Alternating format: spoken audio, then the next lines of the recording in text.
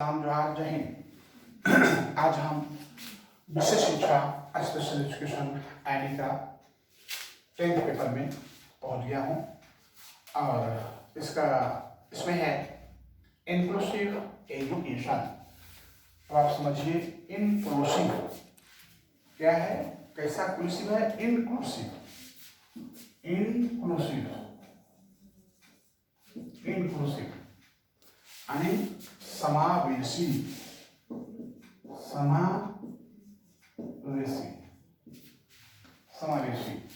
ठीक है, तो ये समावेशी जो है कैसे होता है समावेशी भाई, इसके बारे में जानना है। देखिए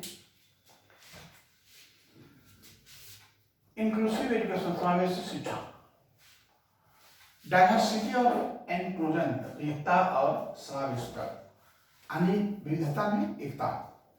हम लोग सब अलग अलग रंग रूप के हैं, जाति धर्म खान पान रहन सहन ड्रेस पोशाक सबका अलग है। ठीक है, इसके बावजूद भी हम क्या हैं, एक है, अनेक में एक है। तो देखिए अर्थ समझिए, concept and meaning of diversity. Concept and meaning of diversity का यानी विविधता की अवधारणा और अर्थ के बारे में समझिए। तो देखिए मीनिंग क्या होता है। विविधता से तात्पर्य जहाँ विभिन्न धार्मिक संस्कृति जाति वर्ग रूप रंग रहन सहन पोशाक के लोग रहते हैं, यानी विभिन्नता होने के बाद भी हम समावेशित हैं। यानी क्या है, विभिन्नता के बाद भी हम अनेक में एक हैं। हमारे देश अनेकता में एकता है। देखिए टाइप्स ऑफ डाइवर्सिटी यानी विविधता के प्रकार, डाइवर्सिटी के प्रकार। तो डाइवर्सिटी कितने प्रकार हैं पहले देखिए। धार्मिक समझ रहे होंगे, हम लोग अपने अपने धर्म के मानने वाले हैं, हिंदू मुस्लिम सिख ईसाई कुछ भी है फारसी। और धर्म में भी क्या है कि आपका कोई हनुमान जी को मानते हैं, कोई शंकर जी को मानते हैं, है ना।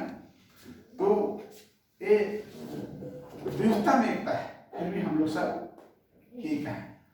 और दूसरा है सांस्कृतिक। तो सांस्कृतिक क्या है, सांस्कृतिक आपका जो हमारा भारत एक बहुत सांस्कृतिक देश है। कैसा देश है, बहुत सांस्कृतिक देश है। बहुत सांस्कृतिक मतलब होता है सबका अपना अपना रीति रिवाज है।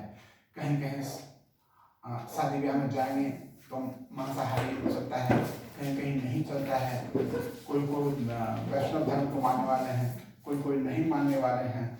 तो कोई गणेश जी का पूजा करता है, कोई शंकर भगवान की पूजा करता है, कोई दुर्गा पूजा करता है। तो हमारा जो सांस्कृतिक विविधता है वो भी अलग अलग है। अब इसके बाद भाषा विविधता, भाषा भी तो अलग है। देखिए भाषा मनुष्य के आदान प्रदान, अपने आप को जानने पहचानने सहयोग लेने का सबसे शक्तिशाली माध्यम है। क्या है, सबसे शक्तिशाली माध्यम है। और हमारे भारतीय समाज में 3000 से अधिक बोलियां बोली जाते हैं, पर फिर भी हिंदी हमारी मातृभाषा है। यहाँ आपका 1991 की जनगणना के अनुसार देश में 1652 बोलियां बोली जाती है, परंतु भारतीय संविधान 15 भाषाओं को में मान्यता दी है, उल्लेख किया गया है 15 भाषाओं का। ठीक है, वर्तमान 22 भाषाओं को मान्यता मिल चुकी है।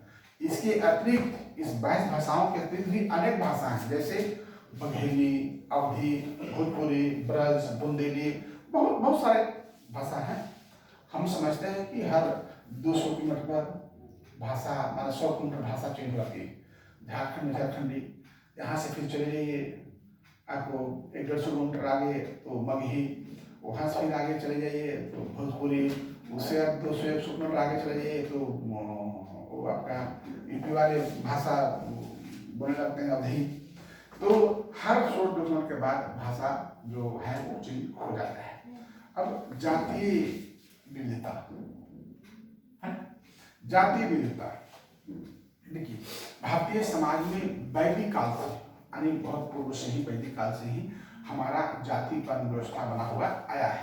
जैसे ब्राह्मण, तो ब्राह्मण को क्या काम दिया गया था कि भाई ये विद्वान होंगे, सलाहकार होंगे, यज्ञ कर्म करने वाले होंगे, ठीक है। अब क्षत्रिय, तो क्षत्रिय क्या है, इनका काम होगा रक्षा करना, राजा या सैनिक बनेंगे, कर्मवीर होंगे। वैश्य, वैश्य जो व्यापार चलाएंगे या खेत खलिहान का मालिक जमींदार होंगे वैश्य। और शूद्र जो ये तीनों वर्णों का सेवा करेंगे। वो तीन वर्ण कौन है आपका, ब्राह्मण, क्षत्रिय, वैश्य, ये तीनों का सेवा करना शूद्र का काम है। तो ये बना हुआ है। लेकिन आज के युग में हमारा क्या हो गया है, कर्मण्येवाधिकारस्ते खाले सुमाखले सुगदाचना, जो जैसा कर्म करेगा वही सफल पाएगा। यहाँ कोई किसी का सेवक नहीं है, सब अपने आप में स्वतंत्र देश के नागरिक हैं, अपने आप में मालिक हैं, और जो जैसा करेंगे वैसा पाएंगे। ये कोई जरूरी नहीं है कि आप क्षत्रिय हैं तो आप पढ़ाई नहीं कर सकते हैं, ऐसा कोई जरूरी नहीं कि आप ब्राह्मण हैं तो आप खेती नहीं कर सकते हैं, ऐसा कोई जरूरी नहीं है। तो ये हो गया, मतलब सारा काम सब कर सकते हैं। अब तो कर ही रहा है, लेकिन पहले एक वर्ण व्यवस्था बना हुआ था वैदिक काल के टाइम से। अब जाति की बात क्या है, जनजाति है ना, जनजाति। तो ये जनजाति क्या है देखिए मैं बताता हूँ आपको कि 1991 की जनगणना है, उसके अनुसार, अब तो 2011 में हुआ था, 6.78% जनजातीय लोग रहते हैं हमारे देश में। कुछ जनजातियों ने आधुनिक सुख सुविधाओं को अपनाया है और कुछ लोगों के पास जीवन जीने के लिए कोई सुविधाएं मुख्य रूप से नहीं है। इनके रीति रिवाज अलग हैं और इन्हें भी संविधान के अनुसार 216वें में इनको ही संस्कृति का मान्यता दिया गया है।